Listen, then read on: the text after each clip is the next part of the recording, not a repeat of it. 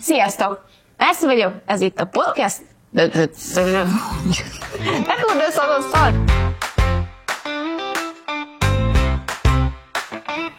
Sziasztok! Itt van velünk Zsófi, én Márci vagyok, és ez itt a podcast, ahol a Mumusok társasjáték szerzőjével beszélgettünk Tiával.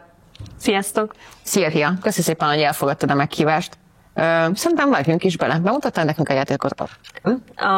A Mumusok egy ilyen könnyed családi és parti játék. Gyerekek bőrébe bújva kell megpróbálni minél előbb elaludni. Ehhez pontokat kell gyűjteni a paklikból, lehet akciókártyákkal hátráltatni egymást, illetve karakterképessége is van mindenkinek, úgyhogy azokat is ki lehet használni, és az a lényeg, hogy pontgyűjtögetés közben próbáljuk meg elkerülni a pakliból előkerülő mumusokat, mert hogyha 3 összegyűjtünk egy körben, akkor buktuk az adott kört. Ilyen push-your-luck játékmechanika az alapja, és akkor ezt színesítettük ilyen akciókártyákkal, eseménykártyákkal, és a táblán lévő színes párnáknak különböző hatásaival.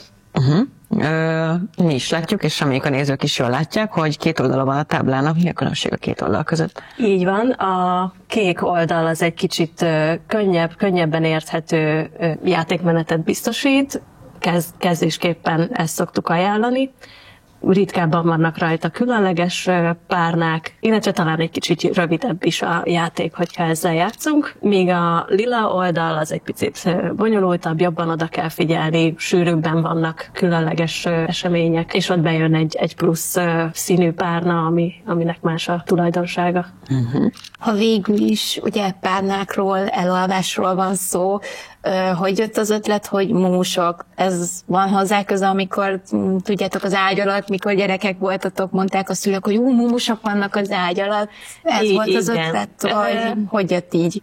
Alapvetően a mumusok témaköre foglalkoztatott minket a férjemmel. Eredetileg egy rövid animációs filmet akartunk csinálni, ilyen épített díszlettel, csak aztán rájöttünk, hogy ez egy kicsit hosszadalmasabb, bonyolultabb munka lenne, és azt nem tudnánk ketten megcsinálni. Viszont társasjátékozni nagyon-nagyon szeretünk, nagyon régóta része az életünknek, úgyhogy arra gondoltunk, hogy mi lenne, ha ez lenne, és hát a mumusokhoz pont amit mondtál, amiatt nagyon jól passzolnak a gyerekek, az elalvás témakör, ennyi a története.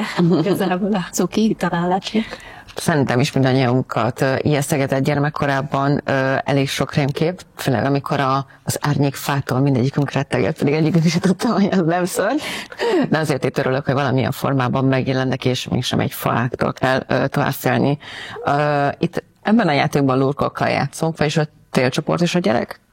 A gyerekjáték, illetve a kis családik. Gyerekek szempontjából azt kell figyelembe venni, igazából 8 éves kortól ajánljuk, egyrészt azért, mert elég sok szöveg van a kártyákon, tehát nem árt, hogyha a gyerkőc már tud olvasni, illetve konfrontatív játékról van szó, tehát könnyebben lehet nyerni, hogyha hátráltatjuk a másikat, és ezt nem mindegyik gyerek szereti, úgyhogy ilyenkor mérlegelni érdemes.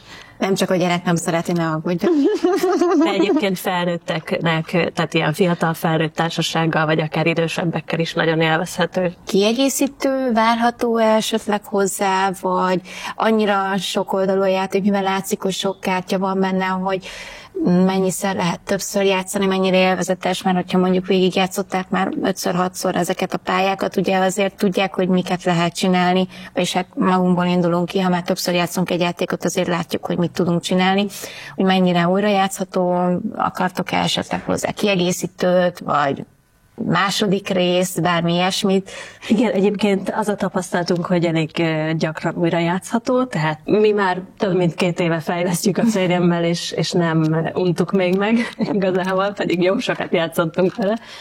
Lehet variálni a karakterképességeket is, lehet variálni a táblákat is, mindegyik másmilyen egyébként, tehát más sorrendben vannak a színes párnák, ez is egy picit megvariálja, hogy nem szokunk hozzá ahhoz, hogy melyik mező milyen színű, hanem mindig más.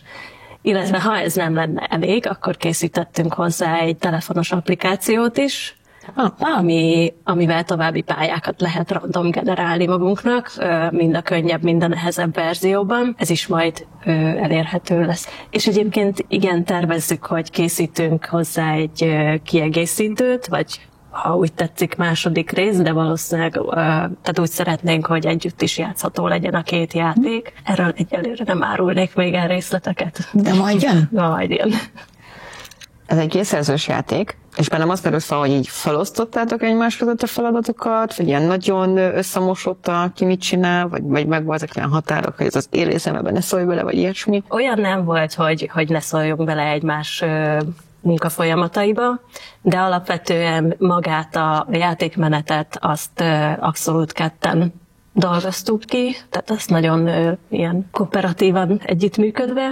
A grafikát azt szinte 100%-ban Robi csinálta, esetleg csak a tanácsaimat fogadta meg, hogyha úgy volt. A játékszabályt pedig én írtam.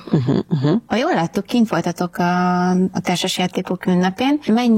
Mennyire ismertek titeket? Mert tudjuk, hogy van Instagram, fialkotó, Facebook oldalatok, nagyon sok tartalmat raktok fel, ami jobbnál jobb.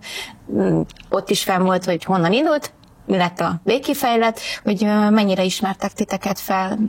Volt, aki igen, illetve már több rendezvényen is kint voltunk, tehát volt, aki már korábban is találkozott velünk. Emlékszem, egyik rendezvényen volt egy olyan társaság, akik direkt a mumusok miatt jöttek el, mert ezt szerették volna kipróbálni. Ez nagyon jó érzés volt egyébként.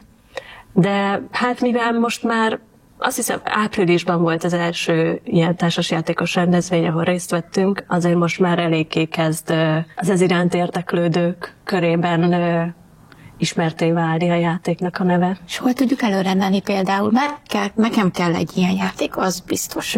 Sőt, még dedikáltatni is fogom, akár itt a műsorba, élőbe.